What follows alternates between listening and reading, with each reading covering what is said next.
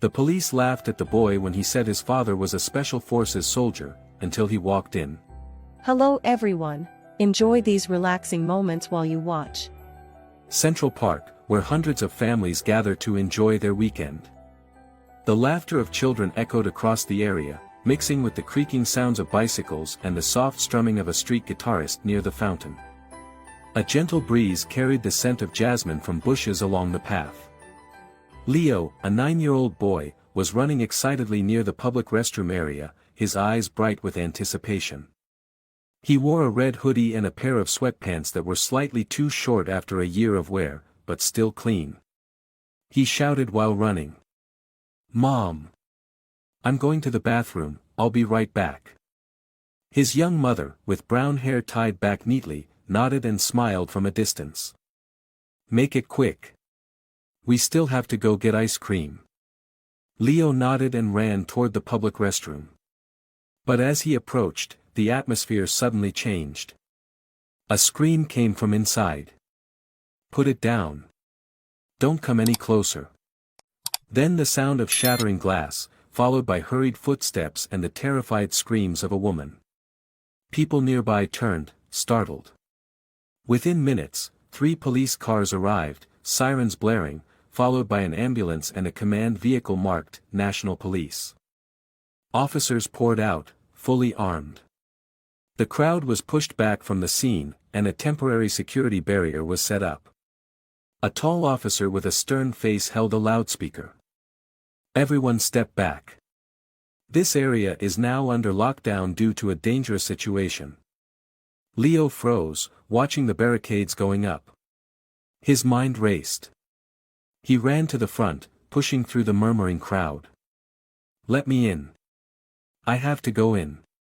A young officer named Sean Gomez, just over 30 with a high-end tight haircut, turned and frowned at the boy.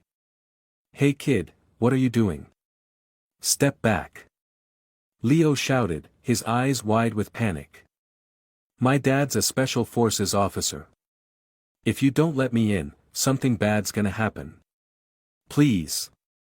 Sean laughed and turned to his partner, a chubby man wearing sunglasses named Steven Morales. "Did you hear that, Steven? We've got ourselves a little secret agent." Steven snorted, trying not to laugh. "Must be 007's kid." Some nearby bystanders began to laugh. A young woman raised her phone to record Leo trying to squeeze through the barrier. "Look at the little guy. Probably played too many video games and thinks it's real." Leo blushed but didn't back down. He pulled out an old, worn-out ID card, faded with age. "Here. This is my dad's card. David Marquez, he used to serve in the Special Tactical Unit." Sean glanced at it and smirked. "This thing looks like it came out of a video game." Leo shouted. "It's not. I'm telling the truth. I know my dad can help. You're doing it wrong." Sean lowered his voice and stepped closer. "Listen, kid, this is grown-up stuff. Don't make things worse. Go back to your mom." An older man in the crowd shook his head. "Kids these days and their imaginations." A woman whispered. "Poor thing, probably got abandoned by his dad and still fantasizing." Leo started to tremble, gripping the ID card tightly. Tears welled up but he held them back. "My dad, he used to tell me about Officer Ethan, he's not okay. If you go in without knowing how, it'll be dangerous for everyone." Steven burst out laughing. "Oh wow, he even knows the suspect's name. This kid really thinks he's in an action movie." A clip of Leo yelling in the crowd, clutching the worn-out card, quickly spread online. Within minutes, hundreds of shares appeared with headlines like, "Washington, D.C. boy and his special forces fantasy. Real-life son of Agent 007 caught on camera." On social media, people rushed in to mock. "Next thing he'll be defusing bombs. Someone tell his mom to turn off Netflix." Leo sat down on the curb, his eyes blank, watching the police barriers. Laughter, whispers, and phone flashes hit his face. He pulled back, not crying loudly. He just quietly rested his head on his knees and whispered. "Dad. I tried." Elsewhere, a young woman named Lucy Ortega, a rookie police officer, stood on the outer perimeter. She watched the scene with a heavy heart and started to approach Leo, but was immediately shouted at by Sean. "Ortega. Back to your post. Don't waste your time." Lucy pressed her lips together and quietly stepped back. From the command vehicle, a firm voice spoke over the radio. "We have intel the suspect has a handgun, no automatic weapons. Seems like an amateur who panicked during a robbery." Sean nodded, gripping the radio. "Copy that, no need for the tactical team. We'll just try to talk him down." Lucy frowned and stepped up to Stephen, whispering. "You sure? The woman said he was shouting about war. Doesn't sound like an amateur." Stephen waved her off. "Come on, it's your first field day. Don't overthink it. Let the brass handle it." Lucy glanced over at Leo, still curled up alone. She whispered. "I don't think he's making it up." Sean scoffed. "Then let's wait for his secret agent dad to show up." In the crowd, an older man in a faded coat with scruffy facial hair quietly watched from a distance. His fists were clenched white. When his eyes met Leo's, his lips pressed together in pain. But no one noticed him yet. No one knew the terrifying truth was about to unfold, and the small boy mocked by all was the only one who had seen it coming. An hour passed since the public restroom was locked down. News of the armed robbery spread quickly across platforms. Under the blazing midday sun, the crowd refused to disperse. Children were slowly led away by their parents, but curious adults clung to the barricades. TV cameras began to arrive, reporters jostled, microphones raised. Leo still sat curled up on the curb. His hands clutched his father's worn ID card as if it were the last thing tethering him to reality. His face flushed with anger, but his eyes were dry. There were no more tears left to cry. A loudspeaker blared from the command unit. "Media personnel, do not approach any closer. Maintain a safe distance." A group of reporters from Channel 6 News, led by middle-aged journalist Patricia Solano with brown hair, approached Leo. She nodded to her cameraman and knelt down. "Were you the boy yelling at the barricade earlier?" Leo didn't respond. Patricia smiled sweetly, her voice like honey. "I just want to understand what happened. Can you tell me about your dad?" Leo looked at her, then took a deep breath. "My dad is David Marquez. He used to be in the elite Corps Special Forces. He knows how to handle situations like this. I just wanted them to listen to me for a moment." Patricia nodded, pretending to take notes, then asked. "So, where is he now?" "I don't know. He left the team after one of his old teammates died in an operation in Greenville. Since then, he's lived very quietly." The camera captured everything. Moments later, the interview was clipped and uploaded with the title. "Washington, D.C. Boy believes dad is Special Forces, makes desperate plea during crisis." But the worst cruelty hadn't happened yet. Within less than an hour, social media flooded with mocking posts. Close-up images of Leo's bewildered face were turned into memes. "When you believe your dad is Superman. Heir to Call of Duty. Junior Agent, Season 1, Episode 1. Under each post, thousands of comments appeared. "Kids these days are brainwashed by movies. Special Forces dad but wearing a ripped hoodie. Probably selling lottery tickets somewhere, that dad." Leo accidentally caught a few lines on a nearby teen's phone. His heart sank. He didn't know what to believe anymore. Everyone said he was crazy, that his dad had never been part of any unit. A middle-aged woman in the crowd, Isabel Romero, said loudly. "I've been here since morning and haven't seen anyone named David. Maybe the boy made it all up for attention." A man with glasses, Carlos Jimenez, added. Media loves clickbait these days. That kid clearly has issues. Nearby, Officer Lucy Ortega overheard the exchange. She looked at Leo, a sour feeling rising in her chest. She stepped closer, gently crouching. You okay? Want some water? Leo shook his head, voice hoarse.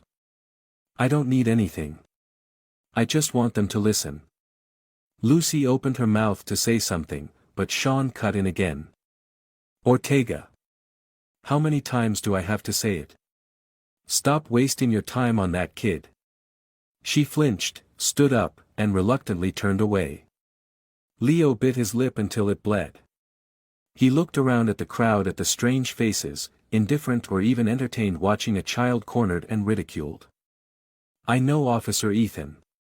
I saw his photo in my dad's old pictures. He used to serve with him. He has PTSD. If you go in wearing uniforms, he'll think you're here to kill him. Another officer, Lieutenant Ramiro, frowned. Kid, this is the last time I'll tell you. Step back. Or I'll have to call your parent. I'm telling the truth. I'm not lying. This isn't your business. Step back. Ramiro gently shoved Leo's shoulder, almost knocking him over. The crowd erupted with commotion again. Someone captured the moment on video and posted it with the caption. Mini obstruction of justice Washington, D.C. edition. Leo stood back up, lips trembling, fists clenched. He shouted. If anything happens in there, you'll regret it. The crowd burst out laughing. Sean looked at him as if observing some strange creature, then turned away coldly. Another female reporter named Anna Beltran, from PBS, leaned over to Patricia Solano and whispered. Kids like him often end up radicalized later. They live in their own fantasy world for too long. Patricia scoffed. We've got our story now. Real or fake, the audience will eat it up. A kid who thinks he's the son of a secret agent. Who wouldn't be curious? Just then, a figure slowly walked toward the barricade from afar. A faded coat, worn leather shoes, and a slightly limping gait. No one noticed him. No one knew who he was. Except Leo. The boy's eyes widened as he recognized the man. Dad. But no one heard him in the sea of noise. As the man approached the barrier, 2 officers blocked his way. Sean stepped forward, visibly annoyed. What do you want? The man pulled a worn ID card from his coat pocket and held it up. My name is David Marquez. I served in Special Unit GRS Team 3. I'm here to talk to Ethan Calderon. Sean let out a loud laugh, loud enough to turn heads. Did you just walk out of a nursing home? This isn't your old war playground. David didn't react. His eyes were sharp, his voice calm. If you don't want any more casualties, you'd better give me a chance. A group of other officers, including Ramiro and Stephen, gathered around. They all looked at David like he'd stepped out of a fairy tale. Lucy Ortega quietly watched him.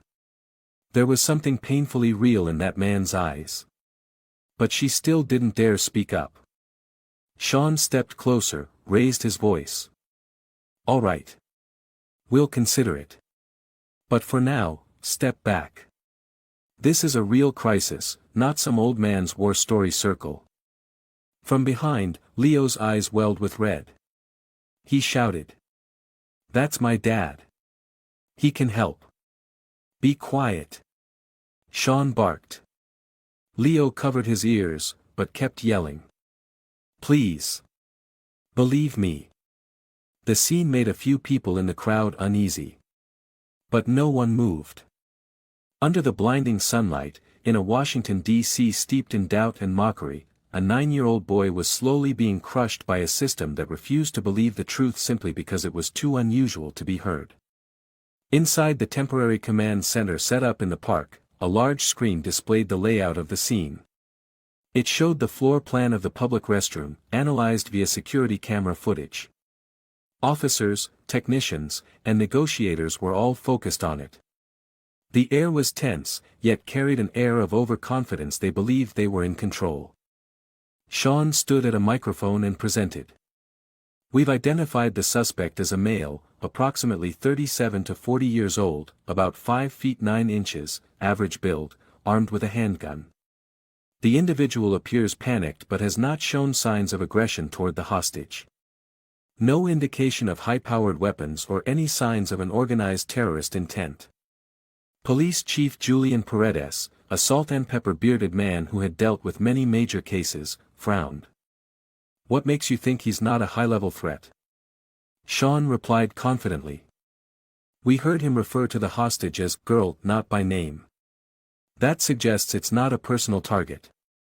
Also, he's twice let the hostage step close to the doorway without firing. That behavior indicates he doesn't want to harm anyone yet.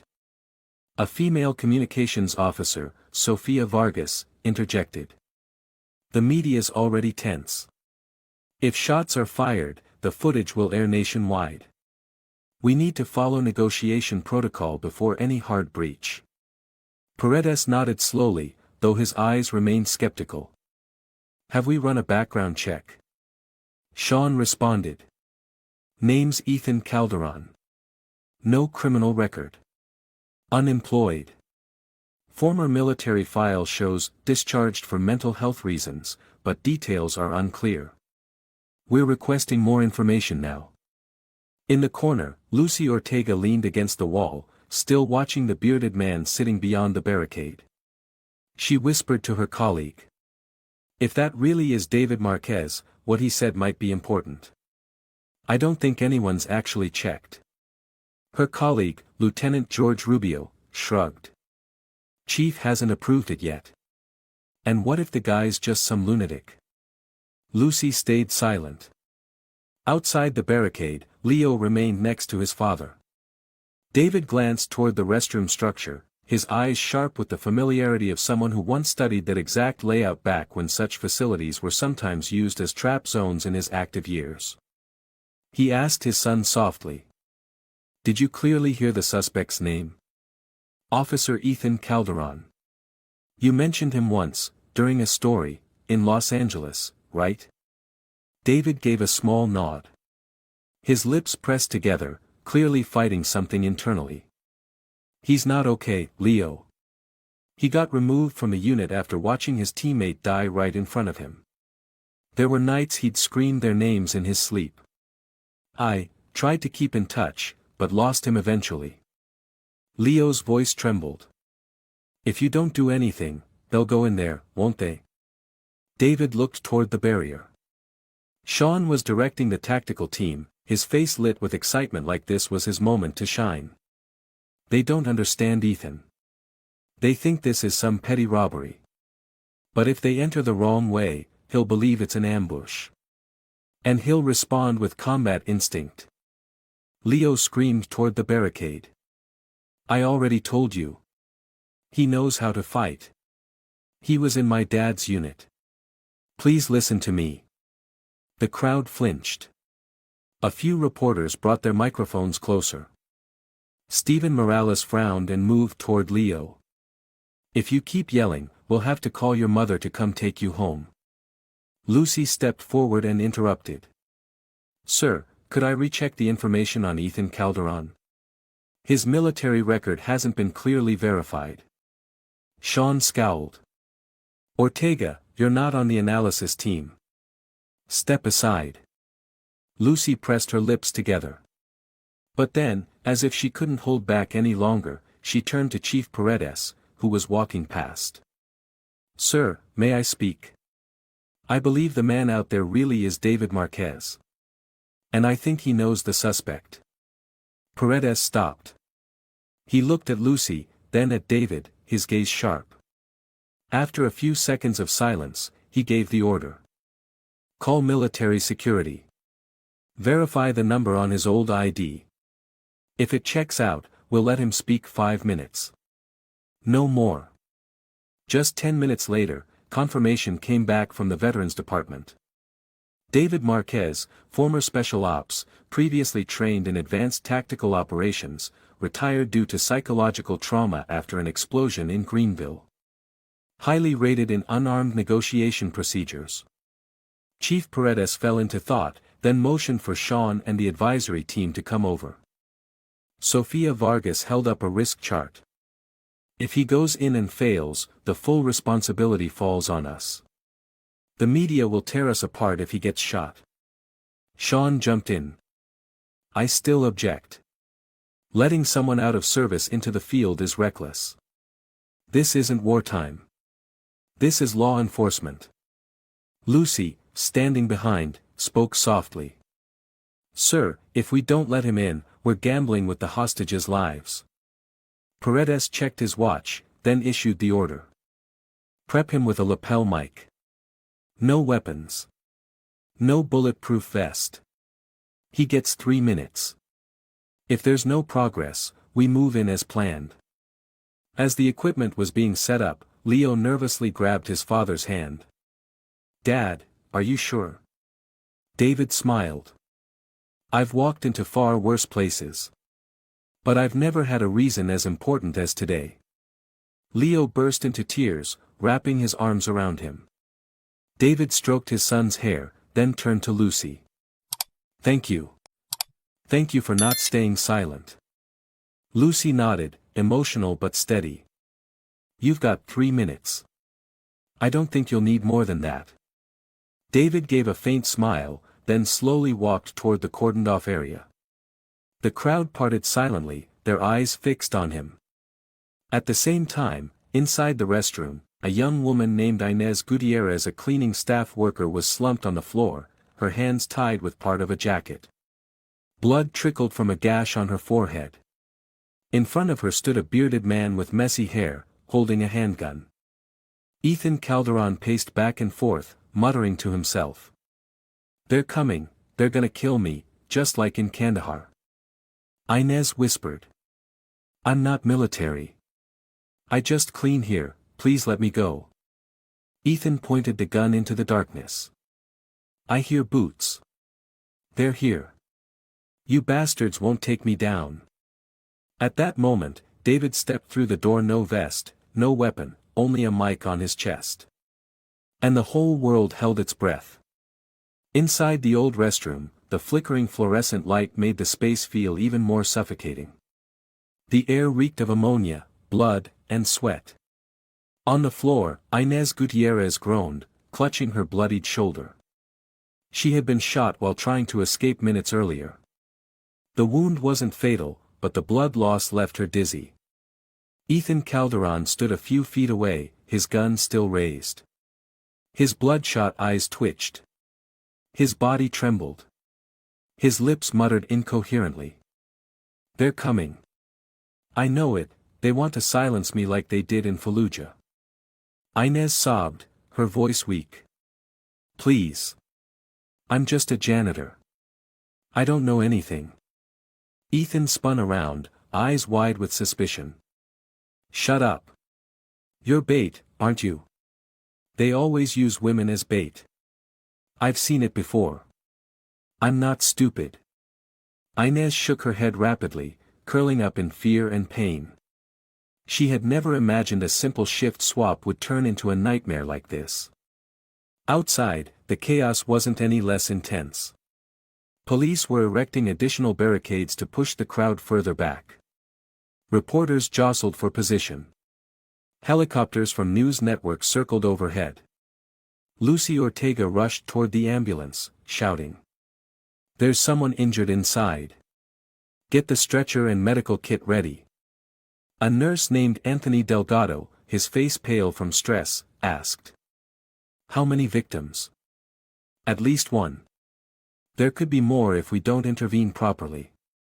Back at the scene, David Marquez slowly approached the door of the public restroom, which was slightly ajar.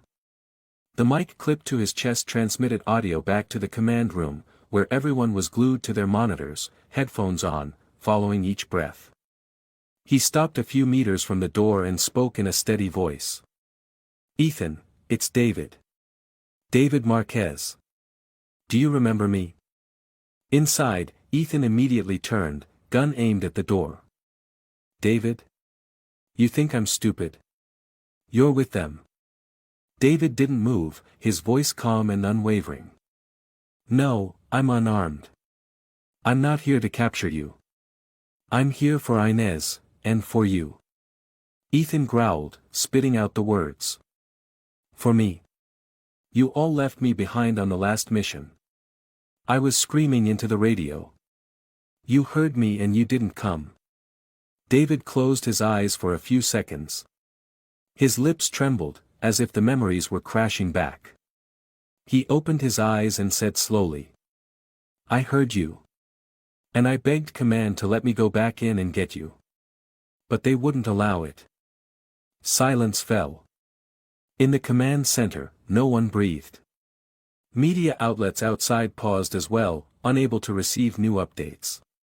Only the trembling sound from David's chest mic echoed through the room. Ethan didn't respond.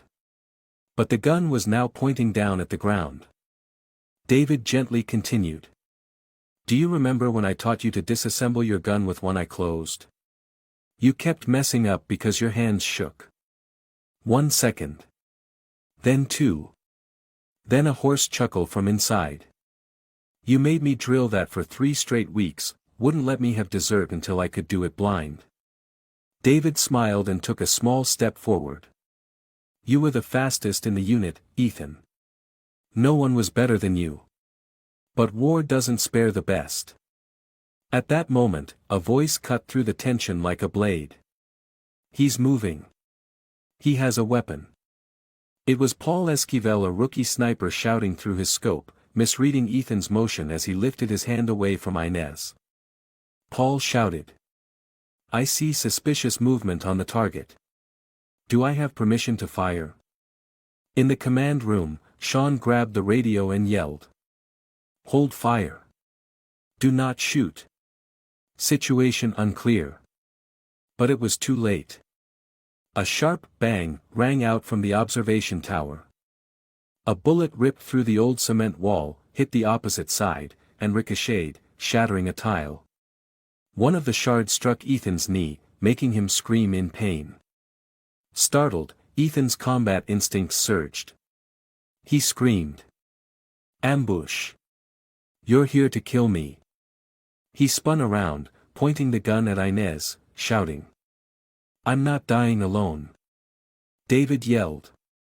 Ethan, don't. Nobody wants to kill you. But it was too late. Another gunshot rang out, this time from Ethan's handgun. Screams erupted from both inside and outside. Inez collapsed, her hand drenched in blood. David lunged forward, risking everything, slapping the gun out of Ethan's hand before a second shot could be fired. The two men wrestled on the cold tile floor. David shouted into the mic. Get medics now. We have a gunshot victim. Outside, medics rushed past the barricade, pushing a stretcher. Police officers pushed reporters back. Leo tried to follow but was stopped by Lucy. Leo, stop. It's dangerous. I need to know if my dad's okay. Lucy held him tightly, eyes welling with tears. Your dad is the bravest man I've ever seen. He's going to be okay. In the command room, Paredes slammed his fist on the table. Who fired without authorization? Who took that shot? A lieutenant rushed in. His name's Paul Esquivel. A rookie. He thought the suspect was attacking. Paredes roared. Suspend him immediately. Get him off the site. Inside, Ethan sat frozen, both hands over his head, trembling like a child. I don't know what I just did. I didn't want to kill anyone, he fired first. David gasped for breath, cradling the unconscious Inez. Deep red blood soaked into his shirt. He gripped her hand tightly, trying to speak but no words came out. Medics stormed in, stretcher ready. Both Ethan and Inez were taken away but in completely different conditions, one as the victim, the other a subdued suspect. Outside, the scene was pure chaos. Screaming, crying, reporters shouting into mics. The park sounded like a hive torn apart. Leo stood frozen, as if turned to stone. Everything had happened too fast, too violently, too painfully for a child to process. Lucy knelt beside him, gently gripping his shoulder. "Leo, something terrible happened. But your dad saved a lot of people. And so did you. If it weren't for you, no one would have realized how serious this was." Leo remained silent, his lips pressed tight. His eyes were dry. There were no more tears left. On social media, clips of David rushing in to save the hostage began circulating.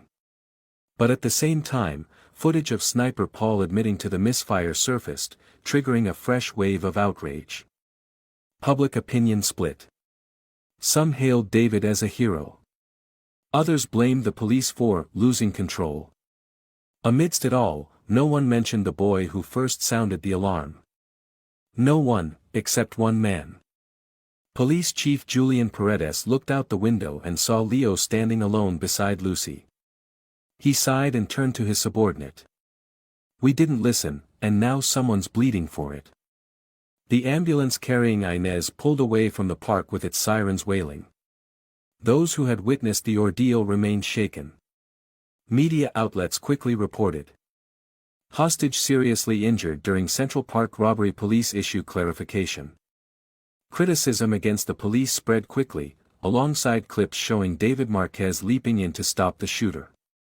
Under the blazing sunlight, David stood silently near the secured area, his shirt stained with blood, eyes weary, but his expression eerily composed. Leo ran up and threw himself into his father's arms, choking. "Dad! I thought they shot you." David knelt down, hugging him tightly. "I'm all right. But that girl might not be. If I'd been 1 second later." Lucy Ortega approached, eyes red-rimmed. "I'm sorry. They should have let you go in sooner." Sean also stepped in, eyes dark. He folded his arms and scanned David up and down. "You disrupted the scene, broke protocol, and a hostage got shot. And now you want a medal?" David said nothing. Lucy, indignant, spoke up. "It wasn't his fault. The girl was injured because the sniper fired by mistake and triggered the suspect." Sean sneered, his voice laced with sarcasm. "I haven't heard anyone on the team admit that.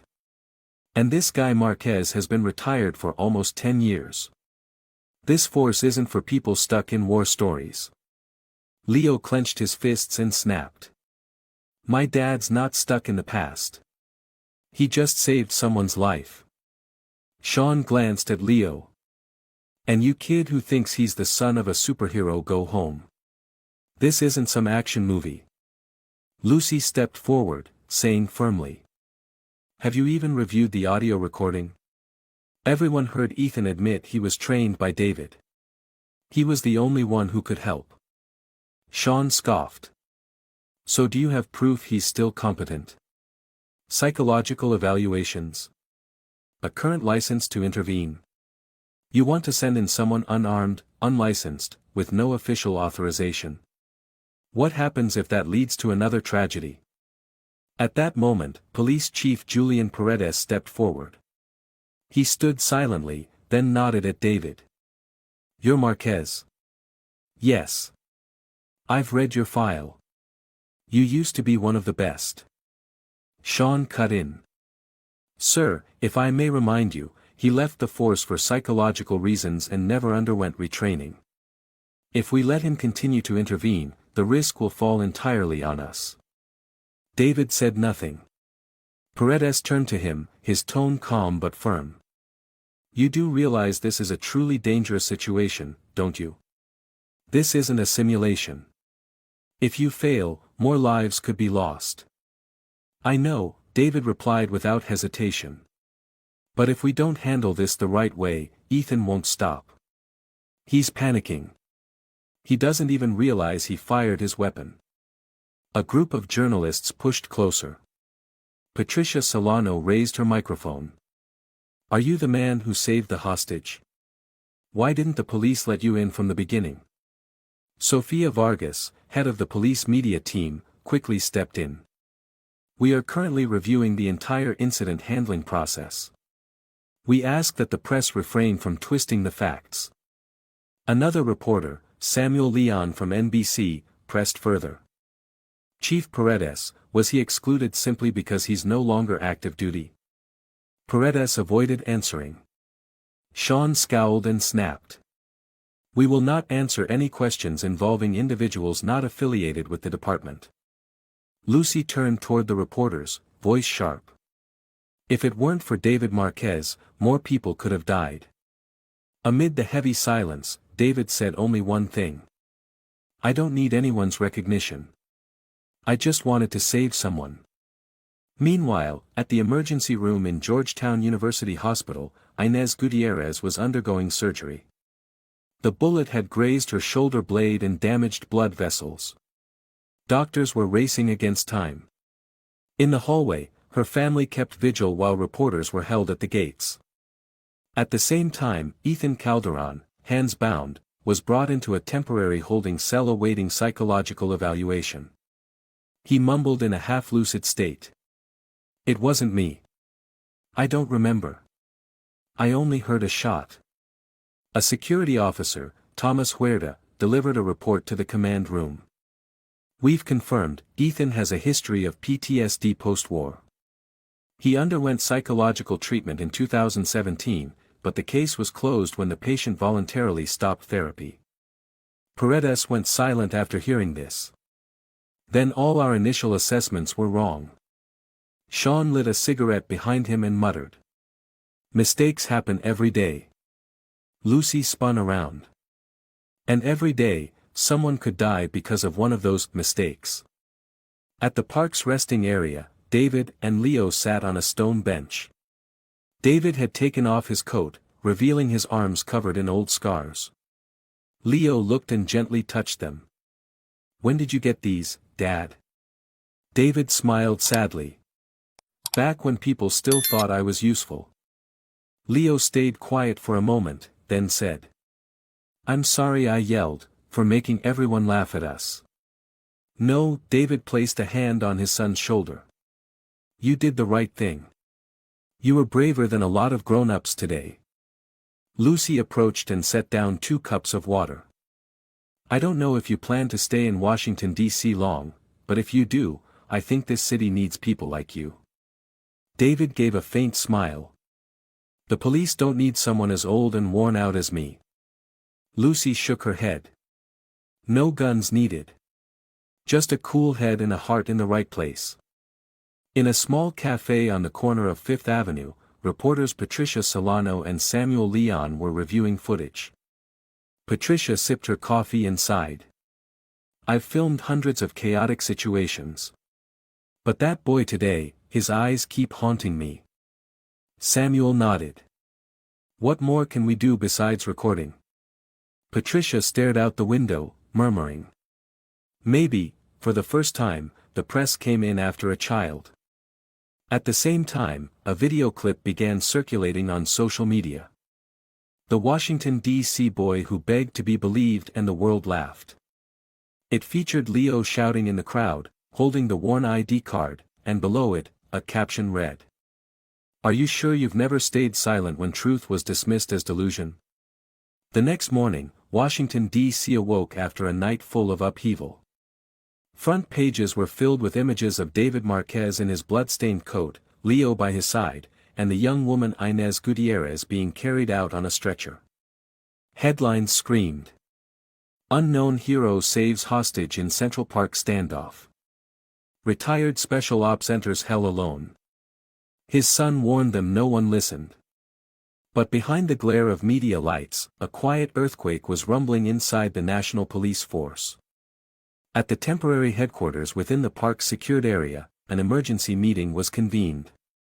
Police Chief Julian Paredes sat at the head of the table. In front of him were legal advisors, communications officers, and mid-level commanders. The air was thick like it could snow in the middle of spring. Sofia Vargas, head of communications, set down her phone after a call. The Interior Ministry just requested a full report. Journalists are digging up everything on David Marquez. If there's anything unclear in his past, they'll expose it. A bald lawyer named Fernando Ledesma chimed in coldly. If Mr. Marquez keeps intervening, we can't protect ourselves legally. He's not on staff, not officially deputized. If anything else goes wrong, all criminal liability will fall on the force. Paredes clenched his hands tightly. He just saved someone's life. And what if she dies on the operating table? Fernando shot back. He has no professional liability insurance, no current psych evaluations. The press may praise him today, but if Inez dies tomorrow, you'll all be laughingstocks. Sofia nodded, adding. There are two narratives forming. One praises David as a hero. The other questions a breakdown in our chain of command. If we want to protect the police's image, it's best he doesn't appear again. Sean, seated in a corner, nodded along. I said it from the start. Every time you let an outsider in, you open the door to disaster. We got lucky no one else died yesterday. That shouldn't happen again. Lucy Ortega stood up abruptly from her chair. Ladies and gentlemen, David saved a hostage with his bare hands. He didn't shoot anyone, didn't cause panic, didn't break any laws. And now we sit here trying to cast him aside like a liability? That's disgraceful. Fernando frowned and said sternly. Officer Ortega, emotions do not replace the law. We are not only protecting lives, we are protecting an institution. Lucy clenched her jaw. She turned to Paredes. Sir, if we ignore the only person who ever truly understood the suspect, then this so-called institution is just an empty shell. And one day, we'll be the ones it fails. Paredes didn't reply immediately. He closed his eyes for a few seconds, then slowly nodded. I will meet with David again. But if there's further opposition from higher up, I won't be able to protect him any longer. Meanwhile, in a small cafe in Brooklyn, David sat silently with Leo. He sipped black coffee while Leo picked at a slice of toast, too drained to chew. His face still showed signs of the previous 24 hours' exhaustion. Leo spoke first. Are they going to send you home, Dad? David didn't respond right away. He looked at him, eyes hollow and dark. Probably. But why? They need you. My son, people don't just need the truth. They need what's convenient. A female voice spoke up behind them. You're becoming a symbol. But symbols are easier to silence than to protect. Lucy Ortega stepped in, holding a file folder. She sat down at the table, her eyes anxious. I can only talk for a few minutes. They're looking for any reason to remove you from the case. David nodded. I figured as much. They won't let you near Ethan again. They might even use media pressure to erase what you did yesterday. Leo clenched his fists, angry. How can they do that? My dad saved someone's life, not hurt anyone. Lucy looked at the boy gently. Leo, I'm angry too. But sometimes, people fear what they can't control. David placed his hand on his son's. I didn't join this force to get applause. I joined because I thought I could protect people. If yesterday was the last time I got to do that, it was enough. Lucy bit her lip. I'll try to make sure your role stays in the report. At least so it won't be erased from the official file. David gave a sad smile. You don't have to do that for me. I'm doing it for the boy who stood in the middle of a crowd and dared to scream the truth. And for the father who didn't turn away when everyone else fell silent.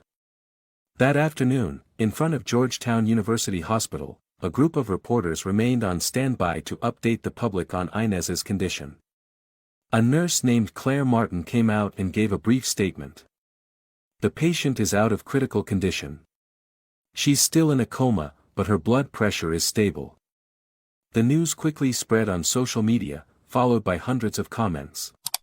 One anonymous account posted, "If that old man hadn't gone in, she'd be dead. And the world would have never known." But many others criticized. What if he'd failed? Who would be responsible then? Stop glorifying reckless behavior. The lesson here is, don't let civilians play hero.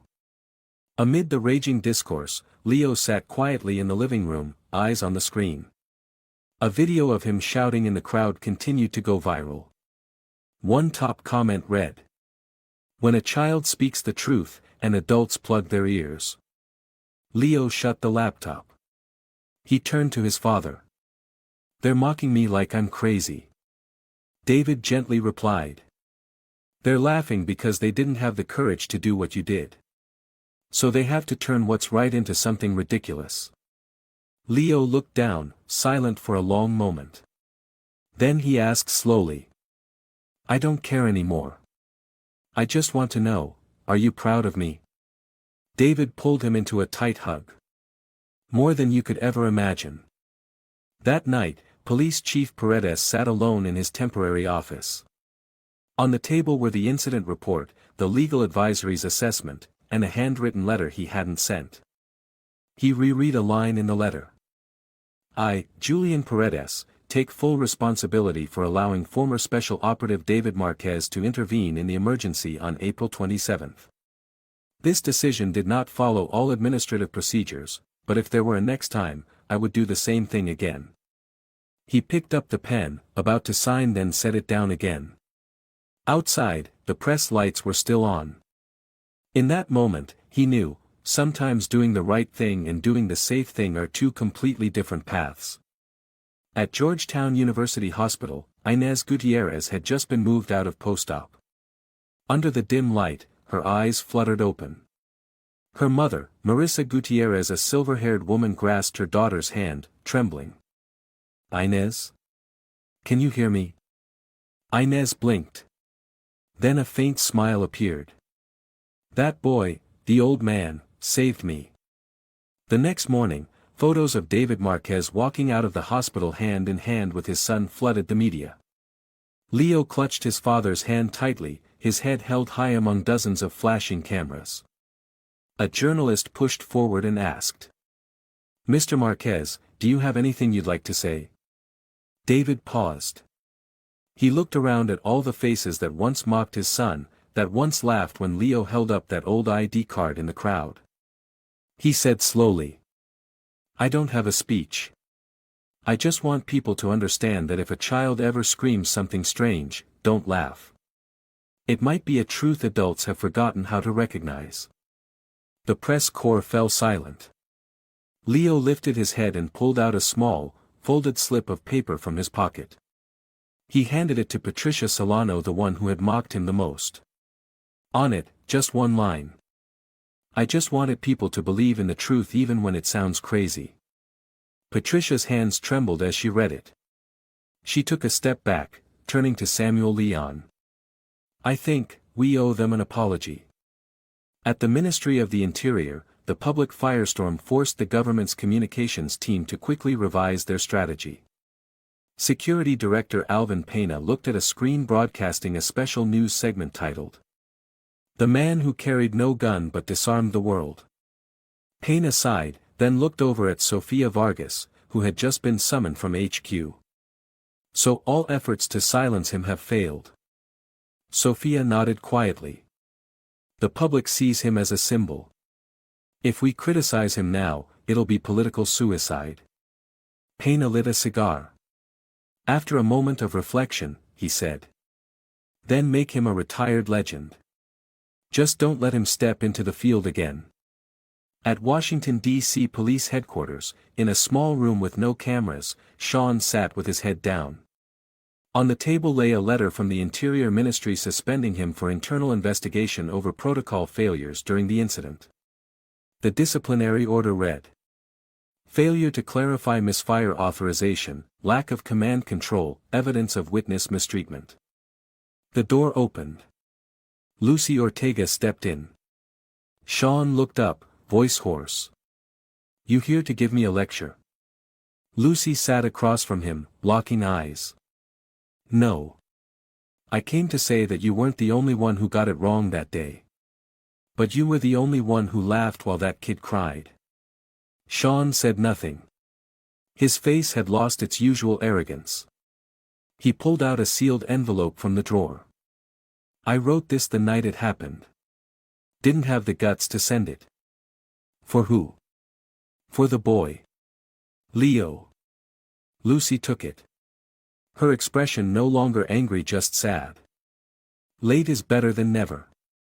That evening, at home, in a small room filled with world maps and tactical books, Leo opened the envelope.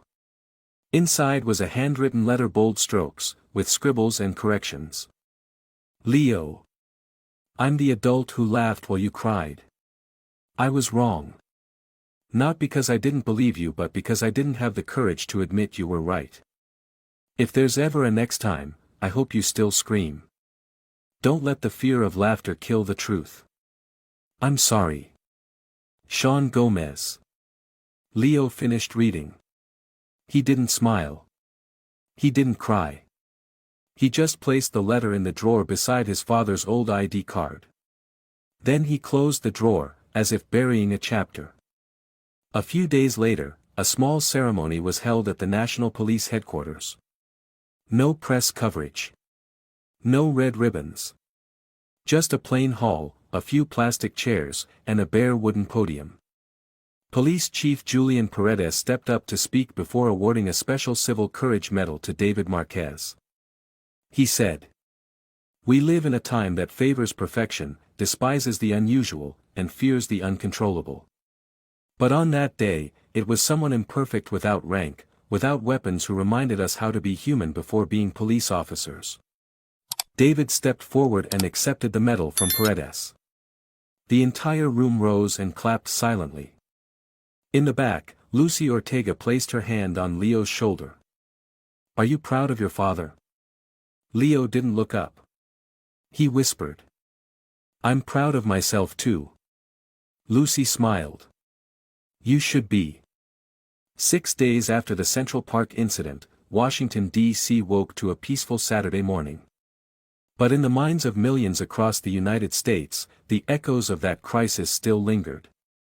On social media, hashtags like #David Marquez, #Leo El Valiente, and #Ethan Calderon dominated the trending charts. A specific video clip went viral showing David walking into the restroom unarmed, his voice ringing clear. "I'm not here to arrest you. I'm here to end this." Within 48 hours, the clip surpassed 12 million views, with hundreds of thousands of heartfelt comments. He made a madman put the gun down with nothing but words. His son believed in the truth. And he was right. I cried. Not out of fear, but because it gave me hope. In contrast, those who had spoken against Leo were now being called out. Among them, Sean Gomez faced the harshest criticism. A resurfaced clip showed him mocking Leo. Maybe he's 007's kid. The backlash was intense. Though no official disciplinary decision had been announced, Sean voluntarily filed for transfer to an administrative post far from fieldwork. In an internal interview with Channel 6 News, when asked why, he simply answered, "I no longer trust myself to listen when it matters." At home that morning, Leo sat in front of the computer with his father. They watched the show Open Space, airing a special feature titled, "From a Hopeless Scream to a National Lesson." The host asked, "If you could go back to that moment, would little Leo still scream?" David smiled and looked at his son. "Go on. You answer." Leo hesitated slightly, then looked straight at the camera. "I'll scream louder. And if someone laughs at me again, I'll keep screaming until they understand." The show instantly became a media sensation. The hashtag Keep Screaming Leo spread across all platforms, becoming a symbol for children's right to speak up. That same morning, a PBS reporter visited Inez Gutierrez at the hospital. She was still recovering, her arm wrapped in bandages, but her face was glowing. "Do you remember the moment Mr. Marquez walked in?" the reporter asked. Inez nodded, her voice soft. "I thought I was going to die. But when he spoke, I don't know why, I just believed I wouldn't." "Do you have anything you'd like to say to him?" "I want to say, thank you. Not just for saving me, but for making me believe in people again." Later that afternoon, Leo and David strolled along the cobbled path by the lake in Central Park, the very place that, just a week earlier, had been a scene of chaos. Now, a cool breeze blew, the water rippled gently, and children played as if no tragedy had ever occurred. Leo carried a small notebook where he'd written down every piece of the story about his father. He handed it to him. "I wrote it all down. The stuff about Ethan, about Officer Sean, and even the part where you talked to him about Michael." David flipped through the pages, eyes misty. He smiled. "If you're planning to publish this, make sure I get a signed copy." Leo teased. "I just want you to teach me how to disassemble a gun with one eye." David burst out laughing and ruffled his son's hair. "No need to disassemble anything. You already won with words. I learned it from you." It was a moment of peace so strange, so rare, in a city that had burned with outrage just days before. The next day, Leo and David received a special invitation from Harvard University. One line in the letter read, "We respectfully invite Mr. David Marquez to speak at the forum, Crisis and Civic Courage. Topic: When Words Can Save Lives." Leo looked at his father, eyes bright. "Will you go?" David paused in thought. "I never imagined standing on a stage. But if I can pass something on to young people, then why not?" A week later, the university auditorium was packed.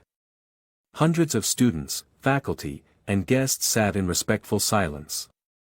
As David stepped up to the podium, the spotlight cast silver glints on his hair like the dust of old battlefields. He began. "I used to think war was only found within borders where there are guns and blood. But after that day, I realized, war also exists in the mind. In the silence when words are needed. In the laughter when someone else is hurting." He paused and looked to the back of the hall, where Leo sat beside Lucy Ortega. "The hero that day wasn't me. It was a 9-year-old boy who dared to scream when adults stayed silent." The entire auditorium rose in a standing ovation. A student asked, "If you could say one sentence to the officer who mocked your son, what would it be?" David replied, without hesitation, "I forgive him. But I hope he never stays silent at the next cry for help." That night, at Leo's home, David opened his laptop. A new email appeared from Sean Gomez. Subject line: Second apology. "I listened to your speech. And now I understand why people listened to you and why I was silenced. I'm not asking to be seen as a good man. I just ask not to become worse than I already was." David didn't respond. He simply clicked save and closed the laptop. In his heart, a door had quietly shut. Finally, on a calm Sunday evening, during the national news broadcast, the anchor signed off with these words. "This week, the United States witnessed a remarkable story of a former special operative stepping out of the shadows, and a boy teaching adults how to listen. But this isn't just a moving tale. It is a reminder that truth is not always easy to hear, but always worth hearing." The screen faded to an image of Leo, holding his father's faded ID card, standing in Central Park where it all began. It was a powerful reminder that truth often comes from the most fragile places, and if we fail to listen, the cost might be human lives. Leo had the courage to speak when no one believed him. And David proved that courage doesn't require weapons, it requires conviction and faith in what is right. Children deserve to be heard. Those who made mistakes can still make things right. And society only moves forward when it stands with truth, not with the crowd. If you enjoyed this story, we invite you to give it a like and subscribe to our channel. Your support motivates us to keep bringing heartwarming stories almost every day. We are very grateful for your support. See you soon.